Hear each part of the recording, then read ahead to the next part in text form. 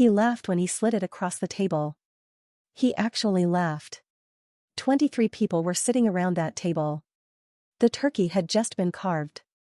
The sweet potatoes were still steaming. And my father, the man whose last name I carry, whose blood I thought ran through my veins, reached under his chair, pulled out a small white and green box, and sent it sliding down the length of the holiday table like a bad joke looking for a punchline.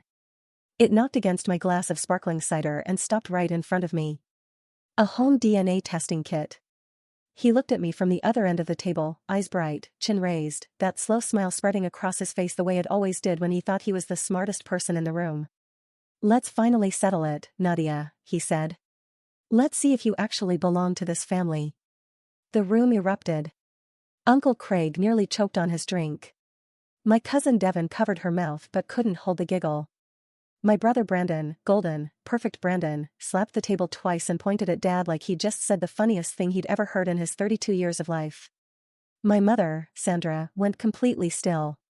She didn't laugh. She didn't tell him to stop. She reached for her wine and looked somewhere past my shoulder at the wall behind me, like she suddenly found the paint color very interesting. I was 26 years old. I had just come off a double shift at the hospital. I had driven 40 minutes through Thanksgiving traffic to be here. I had brought a homemade cranberry pie because that's what I do. I show up, I contribute, I try. And this is the thanks I got. I looked at that box for a long moment.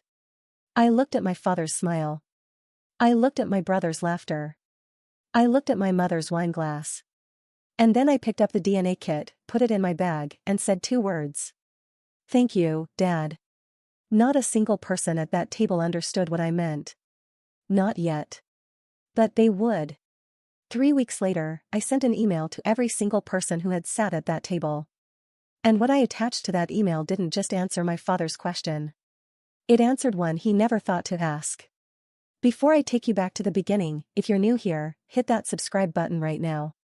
Turn on the bell so you never miss one. Now, let me take you back. Back to a family that looked perfect from the outside, and was rotten all the way through. My name is Nadia Reeves. I'm 26 years old. I work as a pediatric nurse at a regional hospital just outside of Columbus, Ohio. I work long hours, I drive a car with 140,000 miles on it, and I live in a 2-bedroom apartment that I share with my cat, Luna, and a collection of nursing textbooks I keep meaning to donate. That is my life. And I built every piece of it myself. The Reeves family on the surface looked like the American dream. Frank Reeves, my father, built a successful contracting business from the ground up. Nice house in Dublin, Ohio. 4 bedrooms, 3-car garage. A boat he took out twice a year and talked about all the time. My mother Sandra ran a boutique salon she'd owned for 15 years. They went to church on Sundays. They hosted Christmas parties that the neighbors talked about until February. And then there were the kids. Brandon Reeves, 32, broad-shouldered, sandy brown hair, my father's jaw, my father's walk. Brandon who got the corner office in Dad's company fresh out of college. Brandon who got the down payment on his house in Westerville as a 31st birthday gift. Brandon who could do no wrong, fail no test, and disappoint no one, because whatever he did, Dad rewrote the story to make him the hero. And then there was me. Dark-haired, dark-eyed Nadia. The one who looked different in every family photo. The one Dad would sometimes stare at across the dinner table with this look, not hateful, not angry, just doubtful. Like he was looking at a piece of furniture he didn't remember buying and couldn't figure out how it got into his house. I didn't understand it when I was little. I just knew that something about me made my father uncomfortable. That when Brandon scored a touchdown, Dad drove to the school in the middle of the day to watch. When I won the regional science fair at age 11, Dad said, "That's nice, Nadia," and went back to watching the game. I told myself it was just the way some dads were with daughters. I told myself I was imagining it. I told myself a lot of things over 26 years, because the alternative, the thing I couldn't quite let myself think about, was too painful to hold. What if he genuinely didn't believe I was his? And what if he was wrong? Let me give you the timeline, because it matters. Every single piece of it matters. When I was 7 years old, I drew a picture for Father's Day. A big yellow sun, a stick figure of a man holding a little girl's hand, and the words "My dad is my hero" written in the careful block letters of a child who practiced the night before. I taped it to his office door. He took it down that afternoon. I found it in the recycling bin by the garage. I told myself he probably just forgot to bring it inside. 7-year-olds are very good at making excuses for the people they love. When I was 12, Brandon got a brand new dirt bike for his birthday. I got a card with $20 inside and a hug from Mom. I didn't complain. But I remember thinking, we both have birthdays in the same month. The math wasn't hard. When I was 15, I overheard a conversation I was never supposed to hear. Dad and Uncle Craig, out on the back porch, voices low but just loud enough through the kitchen window screen. Uncle Craig said, "Frank, you can't keep treating that girl different. She's a kid." Dad said, "I don't know what she is, Craig. And that's the problem." I stood at that kitchen window for a full minute before I walked away. And I never told anyone what I heard. I packed it up and put it somewhere deep, the way you push a splinter deeper when you're too scared to pull it out. When I was 18, I got a full academic scholarship to Ohio State's nursing program. I was the first person in my family to earn a full ride on grades alone. I called home from my dorm room after the letter arrived. Dad said, "Brandon got into the business program at Ohio State, too. Maybe you two can carpool." Brandon was enrolled in the same university on a program Dad had paid for in full, in cash, no loans, no conditions. I paid my living expenses with 2 part-time jobs and a meal plan I stretched like it was made of rubber. Nobody asked how I was managing. Nobody offered to help. The assumption in the Reeves household was always that Brandon needed support and Nadia would figure it out. That was the unspoken rule. Brandon was an investment. I was an expense nobody wanted to claim. By the time I was in my last year of nursing school, I had stopped waiting for my father to come around. I had stopped hoping that one day he'd look at me and see something worth showing up for. I had accepted, quietly and painfully, that some fathers and daughters never find their way to each other. And then came Thanksgiving. And he handed me a DNA kit like a punchline. And something in me, something that had been patient for 20 years, finally said, enough. I want to be honest about Brandon, because this story isn't clean, and I'm not going to pretend it is. Brandon wasn't a cruel person. He was careless, the way people are careless when they've never had to think about consequences. When you grow up being told the world is yours, you just assume everyone else is fine, because you are. He once told me at a family barbecue, this was 3 years ago, he'd had a couple of beers, he said, "Nadia, you've always been like an honorary Reeves." I mean that as a compliment. I looked at him for a long second. "Brandon, I am a Reeves." He laughed.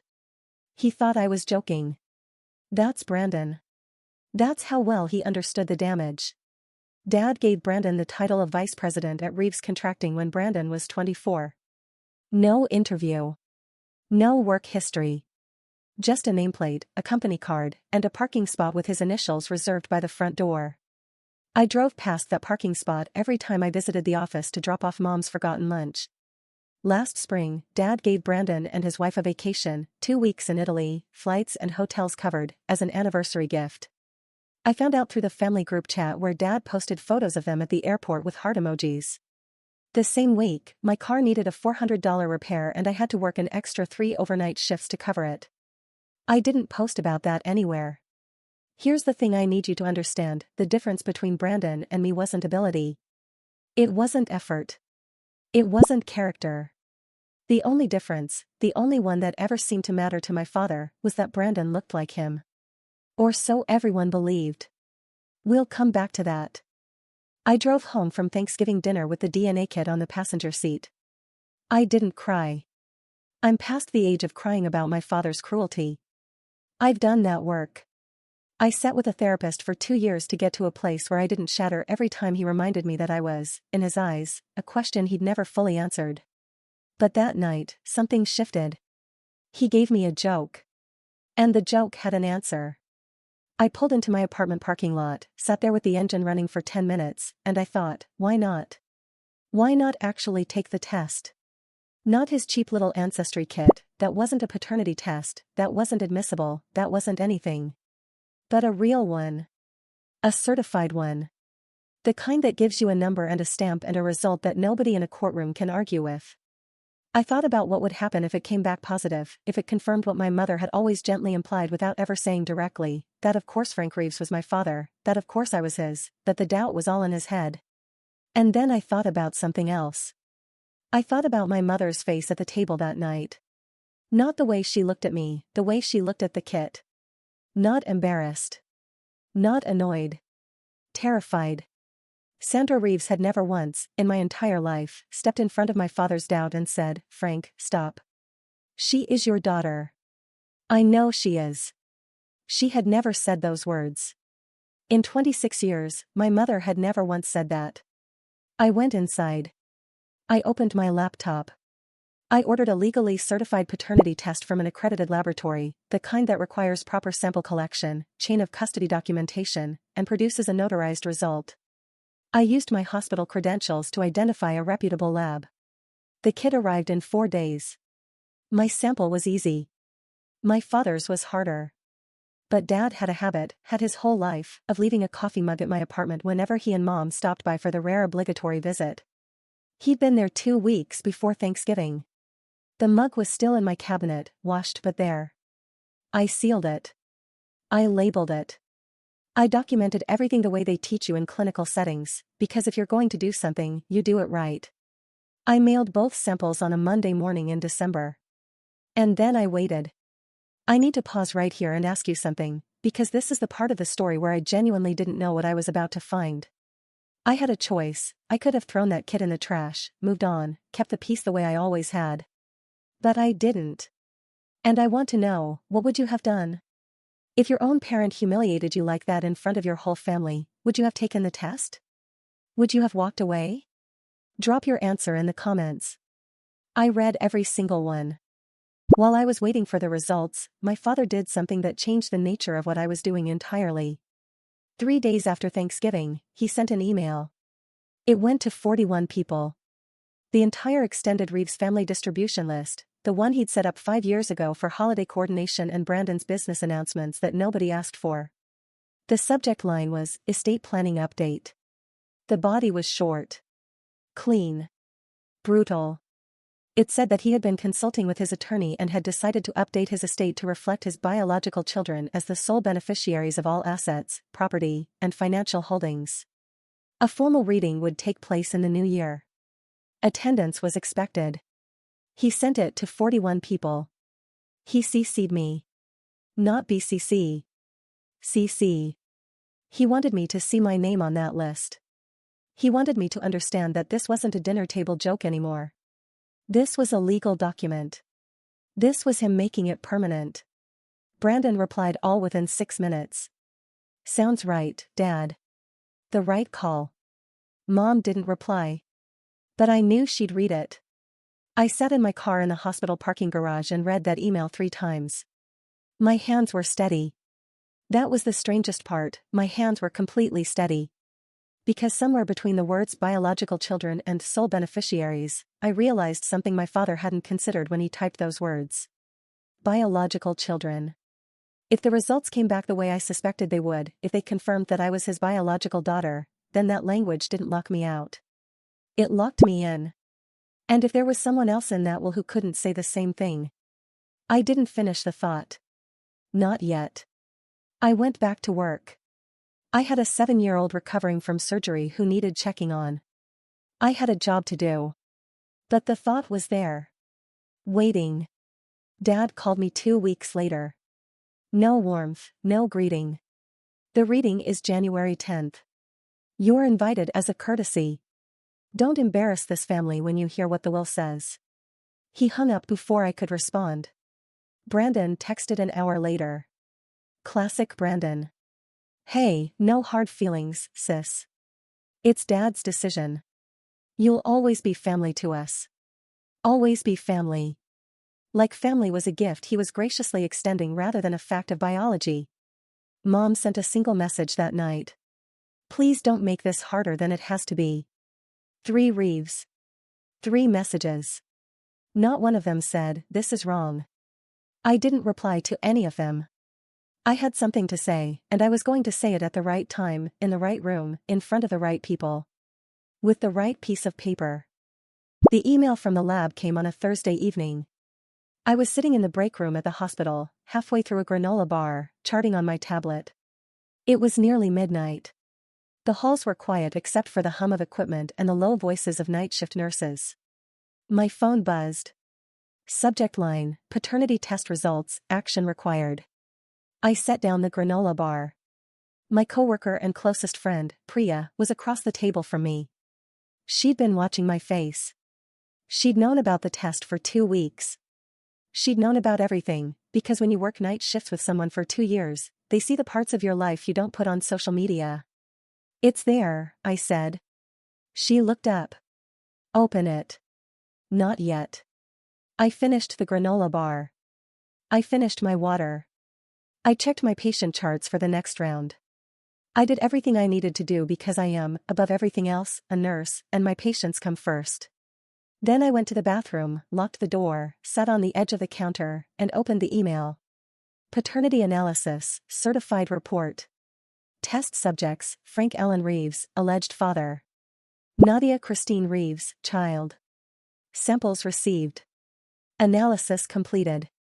I scrolled. Probability of paternity, 99.9997%. Frank Allen Reeves is the biological father of Nadia Christine Reeves. I read it 4 times. Then a 5th. And on the 5th time, I noticed my hands were shaking, not from shock, but from something I hadn't felt in a very long time. Something that felt like relief so deep it had no bottom. I had always been his. Every card he threw away. Every graduation he skipped. Every joke at every dinner table. Every year of my life he spent looking at me like I was a stranger, and I had always been his. The doubt was his. The cruelty was his. The lie was never mine to carry. I walked back to the break room. Priya took one look at my face. It's positive? 99.9997%. I sat down. He's my father. She let out a long breath. Nadia. What does that mean for the will? I picked up my granola bar and took another bite. It means his joke just became the most expensive thing he's ever said. I didn't move fast. Fast is messy. Fast is emotional. I had learned a long time ago, in nursing school, in every difficult conversation I'd ever had at a bedside, that the most powerful thing you can do in a crisis is stay calm while everything else falls apart. I spent the next week doing 3 things. First, I found an estate attorney. Her name was Patricia Wells. She had an office in a brick building near downtown Columbus, bookshelves that went to the ceiling, and a coffee mug that said results not typical, which I took as a good sign. She was thorough, fair, and didn't waste words. I showed her the DNA results. I showed her Dad's estate email. I showed her the screenshots of the family group chat, the jokes, the emojis, the silence from 41 people who watched and said nothing. She read everything twice. Then she said, the language your father used, biological children only, is clear. If you can prove you're his biological child, and you can, you have a legal claim. A strong one. She paused. However, that same language cuts both ways. If there is anyone else named in this will who cannot prove biological relation, they would have no claim under the exact terms your father wrote. She let that sit. I let it sit with her. You realize, she said carefully, that presenting this at the reading will likely expose more than just your place in the will. I know, I said. It could reshape your entire family. My family was never what it appeared to be, Patricia. I'm just the one asking for it, to be honest. She nodded slowly. She got to work. Second thing I did, I bought an outfit. Not from a thrift store, not from the clearance rack where I did most of my shopping. I went to a proper boutique and I bought a charcoal blazer, dark trousers, and a pair of clean black heels. $90 total. Worth every cent. Third thing, I called Priya and we spent one evening at her kitchen table going over everything I would and would not say in that room. You don't go in angry, she told me, pushing a cup of tea across the table. You go in ready. I am ready, I said. You go in like you go into a room with a family that just got bad news. Steady. Clear. Present. You're not the one breaking things. The truth is, you're just the one carrying it. I thought about that for a long time after I got home. I thought about all the things I'd carried for 26 years that weren't mine to carry, my father's suspicion, my mother's silence, the shape of a doubt that had nothing to do with me and everything to do with a secret someone else had kept. On the night of January 9th, one day before the reading, I sat at my kitchen table with the notarized envelope in front of me, sealed, certified, stamped. I pressed my fingertips against it and felt the slightly raised texture of the notary seal. My father's joke. His punchline. The best thing he ever accidentally did for me. January 10th. 9:57 in the morning.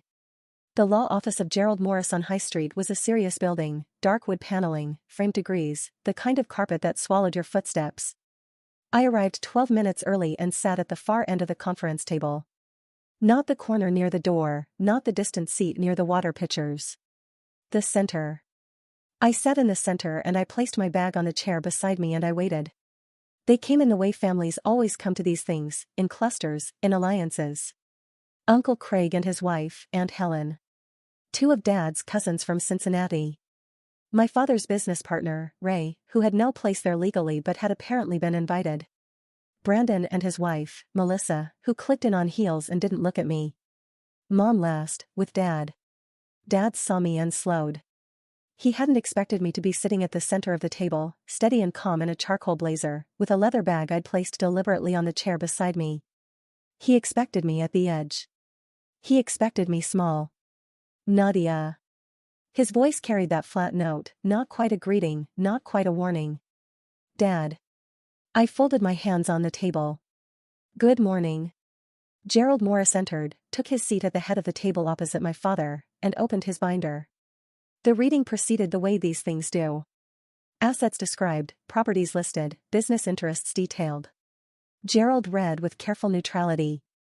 Dad sat tall at his end of the table, arms crossed, that same chin-up expression I'd known my whole life. Brandon leaned back in his chair like a man who already knew how the story ended. And then the critical language. Gerald said, all assets, financial holdings, and real property of the estate of Frank Allen Reeves shall pass exclusively to his biological children, as verified by legally recognized documentation. Dad looked at me. Long, deliberate. The look that said, you hear that? That's the door and it's closing.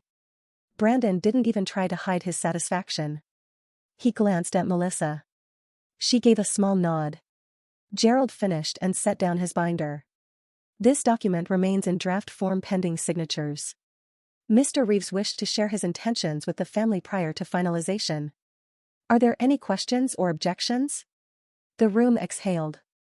And I raised my hand. I have an objection. It's procedural, not emotional. The room went quiet the way rooms go quiet when the thing that was supposed to be easy suddenly isn't. I stood. I walked to the conference room door and opened it. Patricia Wells stepped in from the hallway. Gray suit, reading glasses on a chain, a leather portfolio under her arm. She'd been waiting for 13 minutes. We had timed it exactly. Who is this? Dad's voice pitched upward. My name is Patricia Wells. I'm an estate attorney licensed in the state of Ohio, and I represent Nadia Reeves. You brought a lawyer. Dad stared at me. You brought a lawyer to a family reading. Patricia set her portfolio on the table and opened it without looking at him. Your draft will specifies that assets pass to biological children only. We have documentation we'd like to submit relevant to that clause. She looked at me. I reached into my bag. My hand found the envelope. The slightly raised texture of the notary seal. 3 weeks of waiting. 26 years of something heavier. I placed it on the table. Centered. Calm. You asked me at Thanksgiving if I belonged to this family, Dad. You gave me a kit and made it a joke in front of 23 people. You posted about it in the family group chat with laughing emojis. You turned 26 years of doubt into a punchline. I pushed the envelope 1 inch toward him. I took the test. Here are the results. Patricia opened the envelope and read aloud in the steady voice of someone who has delivered difficult truths for a living. Paternity analysis. Certified report from an accredited laboratory. Test subjects, Frank Allen Reeves, alleged father. Nadia Christine Reeves, child. Probability of paternity, 99.9997%. Frank Allen Reeves is the biological father of Nadia Christine Reeves. She set the paper down. The room did not erupt. That's the thing about real bombshells, they don't explode. They just land, and then everything gets very, very quiet. Dad stared at that paper. Brandon stared at me. Mom stared at nothing. That can't be right. Dad's voice came out thinner than I had ever heard it. Run it again. The lab is federally accredited, Patricia said. The chain of custody is documented and notarized. These results are the standard used by Ohio courts for paternity determination. You're welcome to request an independent retest, which is your right. However, she paused the way careful lawyers pause, for exactly the right number of seconds. We would suggest, before you do, that you consider testing all of the biological relationships in question. She said all. That one word. I watched it move through the room. Face by face. Person by person. I watched the math begin. I watched understanding arrive in people's eyes like the slow turn of a tide. If Nadia is Frank's daughter, and the test says she is with near certainty, then who was the affair that Frank spent 26 years punishing her for? Dad turned to Mom. His jaw had gone tight. His hands were flat on the table. Sandra. Mom's eyes were already full. Her lips were pressed together so hard they'd gone white. Sandra, look at me. Frank. Is there something you need to tell me? She shook her head once. Then she stopped shaking it. And the sound that came out of her was not a word, it was the sound of 28 years of something held down finally breaking the surface. It was before Brandon was born, she said. She wasn't looking at Dad. She wasn't looking at me. She was looking at the middle distance where people look when they're finally putting something down they've been carrying too long. You were working that contract in Cincinnati for 4 months. I was alone. And there was someone I worked with, and I was lonely and I was stupid and I. Before Brandon. Dad's voice was very still. Yes. The silence after that had texture. Brandon stood up. His chair scraped the floor. Mom. What are you saying? What are you saying right now? She finally looked at him.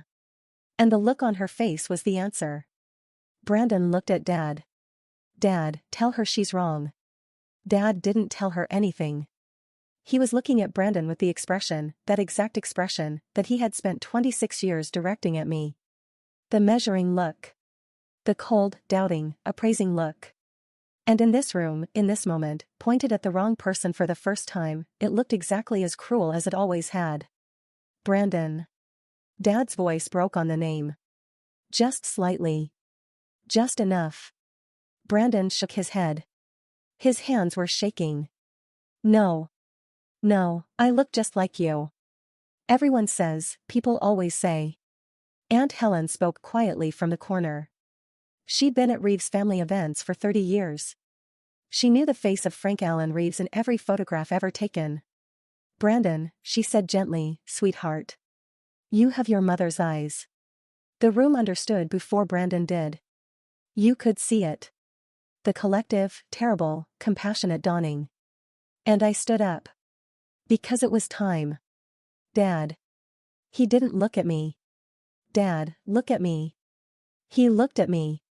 For 26 years you treated me like a mistake you couldn't identify. You skipped events. You pulled back support. You made jokes in front of our whole family about whether I was even yours. You built a legal document to cut me out of your life and make it permanent. I paused. And your joke, your Thanksgiving punchline, just proved that I was your only biological child this entire time. The daughter you dismissed was the one who was real. And the son you gave everything to.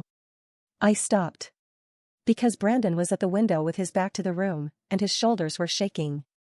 And whatever Brandon was, whatever he had been, he hadn't chosen this. No one chooses the circumstances of their birth.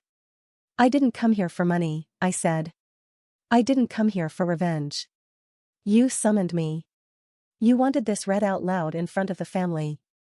So here it is. Your cruelest joke told the truth you were too afraid to look for. I picked up my bag. I'll see myself out. Patricia met me in the hallway.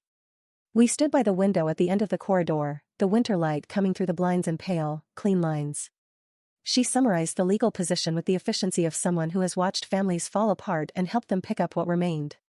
His draft will, she said, has not been signed or witnessed. It is not legally binding. It is, in the eyes of Ohio probate law, a document of intention. Nothing more. And his existing will? Filed 4 years ago. Divides all assets equally between his children. No biological qualifier. That will is the operative document. She looked at me steadily. You are protected under both. Under the old will as his child. Under his new draft, as his only biological child. What about Brandon? She took a breath. Under the draft as written, Brandon has no claim. He is not Frank's biological child. Under the existing will, he is named as a child, which is legally sufficient and less challenged. Adult adoption is an option, Ohio law allows it, and it would restore full legal standing for inheritance purposes. I looked out the window at the parking lot below. I could see Brandon's car, a black SUV, company leased, Reeves contracting logo on the rear window. I won't challenge the existing will, I said. Patricia nodded. He should be adopted. Formally. Whatever the biology, he's been Frank's son for 32 years. That should be made legal and permanent. She looked at me for a moment with the expression of someone deciding whether to say what they're thinking. She said it, you didn't have to do that. No, I said. But I wanted to. I drove to work. I had a shift in 3 hours. I had a job to do. Brandon called me the following week. I almost didn't answer. Brandon had never called me with anything other than family logistics or the occasional awkward request to cover for him with mom about something trivial. But something made me pick up. I got the test done, he said. His voice was stripped clean of everything that usually coated it, the ease, the confidence, the casual assumption that the world was arranged for his comfort. 0%, he said. Frank Reeves is not my biological father. Probability 0. I heard him breathing. In, out. The sound of a man recalculating everything. Did you know? He asked. When you walked into that room.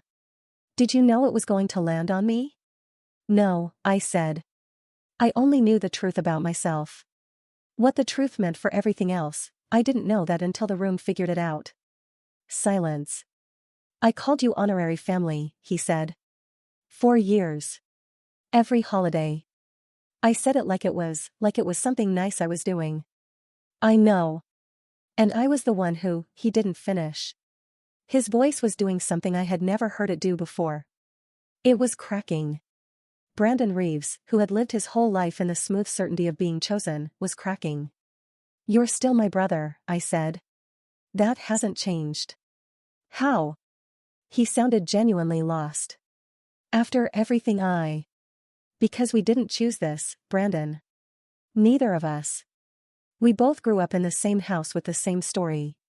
Yours just turned out to be a different kind of lie than mine. He was quiet for a long time.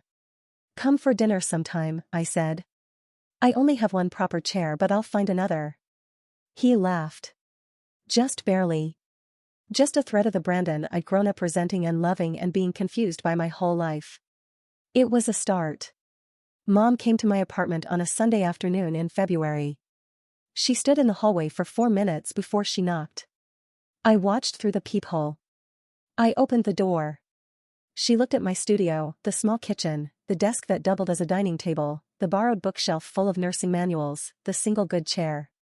She looked at all of it and something shifted behind her eyes. Not pity. Something closer to reckoning. She sat on the edge of my bed and pressed her hands together in her lap. I knew he wasn't Frank's, she said. From the beginning. From the day he was born and I looked at him and I knew. And I was terrified. She swallowed. When your father started pulling away from you, when he started looking at you with that doubt, I realized what was happening. He was looking for the lie in the wrong child. And her voice broke. I let him, Nadia. I let him aim all of it at you because as long as he was suspicious of you, he wasn't asking the questions that would end my marriage. I used you as cover. 4 years. I let my own daughter take the punishment for something I did. The words landed in my small apartment and stayed there. Yes, I said. You did. She flinched. I can't forgive you today, I said. Maybe not for a long time. But I'm done carrying the secret. That belongs to you now. Not me. She nodded. She stood. She walked to the door. She turned once, her hand on the doorframe. No Mickey bracelet on her wrist, I noticed that. Just her hand, bare. You are the strongest person in this family, Nadia. You always were. I closed the door behind her. Leaned against it. Let my breath slow. Then I made dinner. Dad's email came on a Wednesday morning in March. Subject line, to my family. Recipients, the full distribution list. 41 people. The same list where he had posted the DNA kit joke. The same list where he had announced his intent to legally erase me. The body of the email was short. It read like a man choosing each word carefully because he knows he only gets one chance to say a thing correctly. He wrote, "For many years, I treated my daughter Nadia as though she were in question.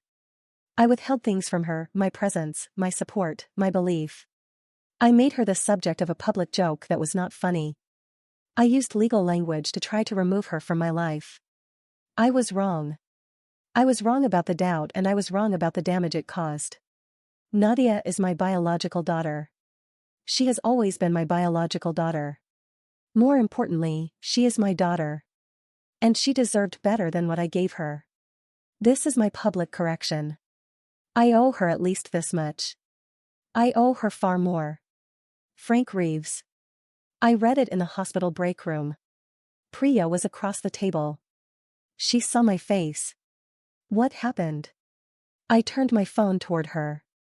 She read it. She looked up. Are you okay? I sat with that question. Really sat with it. Not the polite okay, not the nurse voice okay. The real one. I think I am, I said. For the first time in a long time, I actually think I am. She reached across the table and squeezed my hand. The cafeteria noise continued around us. Trays, voices, someone's phone ringing down the hall. The completely ordinary music of a regular Wednesday morning. It was enough. It was more than enough. Patricia called me in April. My share of the estate, recalculated based on the new will, which Dad had updated to reflect equal inheritance between me and Brandon, who was in the process of being formally adopted, came to somewhere between $750,000 and $1.2 million, depending on final valuations. I was standing at my kitchen counter when she told me. The same counter where I'd opened the DNA kit box. Where I'd processed the lab results. Where I'd drafted everything that led to that room on High Street. I told her what I wanted to do with it. I want a scholarship fund, I said. For nursing students. First-generation college students, students from low-income households, the kind of students who work 2 jobs to afford scrubs and still show up. Full renewable scholarships. 4 years. Call it the Reeves Nursing Excellence Fund. Patricia was quiet for a moment. You're certain? I didn't fight for the money, I told her. I fought for the truth. The truth was always what I needed. The money is just what I can do with it now that the truth is out. Somewhere out there, right now, a 20-year-old nursing student who grew up being told she wasn't quite enough is going to open a letter that tells her someone believed in her future enough to fund it. She won't know my name. I don't need her to. I just need her to get the chance I almost didn't. May. The first warm weekend after a long Ohio winter. The kind of Saturday where the windows are open and the air smells like cut grass and everything feels like it might be okay. I hosted dinner. I bought a second-hand table from a furniture resale shop, Solid Pine, for chairs that didn't match, which I decided was better than chairs that matched but had someone else's name carved into them. I set it in the center of my apartment, which meant you had to slide sideways past the bookshelf to reach it, and I didn't apologize for that. Priya sat to my left, arguing cheerfully with my neighbor, Mrs. Okafor, 68, recently retired teacher, the woman who left soup outside my door every time she made a big pot. They were debating whether jollof rice or fried rice was the correct companion to the chicken. No resolution was reached. I suspect none was sought. 2 colleagues from the hospital, James and Kezia, were there, still in the mild disagreement they are always in about something clinical and completely incomprehensible to everyone outside the field. And Brandon. He'd called the week before. Quiet. Careful. The voice of someone still learning who they were outside the story they'd been handed. Can I come? I don't really know where I belong right now. But I know I want to start getting it right. Bring something for dessert, I said. And take the bus. Parking on my street is a nightmare. He arrived with a store-bought pie and on public transit and sat at the corner of the table, listening more than he spoke. Laughing when things were funny. Quiet when things were quiet. A person trying, in real time, to figure out how to be present rather than dominant. It was a start. It was a real start. Dad wasn't there. We weren't there yet. Maybe we'd get there. Maybe the email he sent was the first brick in something that would eventually become a bridge. Maybe it wasn't. I was done managing the outcome of my father's feelings. That was his work to do. I sat at the head of the table because it was closest to the stove and the pasta needed watching. The evening light came through my kitchen window, long and gold, the way it does in May when the days are finally stretching again. On my refrigerator, held up by a magnet from the hospital gift shop, was a piece of construction paper. Old, creased, torn perfectly down the middle and taped back together with care. To the best dad in the world, it read in the deliberate block letters of a 7-year-old who meant every word. I had kept it. All these years, through every apartment, every move, every shift and quiet night and hard morning, I had kept it. Not for him. For the 7-year-old girl who made it. She deserved to know it had survived. That she had survived. That the people who didn't show up for her didn't get to define her. That she had built a table of her own, in a small apartment with mismatched chairs, and filled it with people who had chosen to be there. Family is not a name on a will. It is not blood proven by a lab and a percentage. Family is who walks toward you when the truth is difficult. Who stays when it would be easier to leave. Who shows up at your table and means it. I looked around at every person in my kitchen. Every single one of them had chosen to be there. That was everything. That was enough. If this story stayed with you, if Nadia's journey moved something in you, or reminded you of your own, then I want you to do 3 things before you leave this video. First, subscribe. Hit that button right now. This channel exists to tell the stories of people who were pushed down and chose to rise anyway. New stories, every single week. Second, share this video. Someone in your life needs to hear this. Someone who is carrying doubt someone else gave them. Someone who has been dismissed by the people who were supposed to show up. Send it to them. Third, drop a comment. Tell me what hit you hardest. Was it the moment she said thank you, Dad, and picked up the kit? Was it Brandon on the other end of that phone call, cracking open? Was it the scholarship fund? Tell me. I want to know. You are not defined by the doubt of people who failed to see you clearly. You are not the question mark someone else wrote. You are the answer, and you always were. I'll see you in the next one.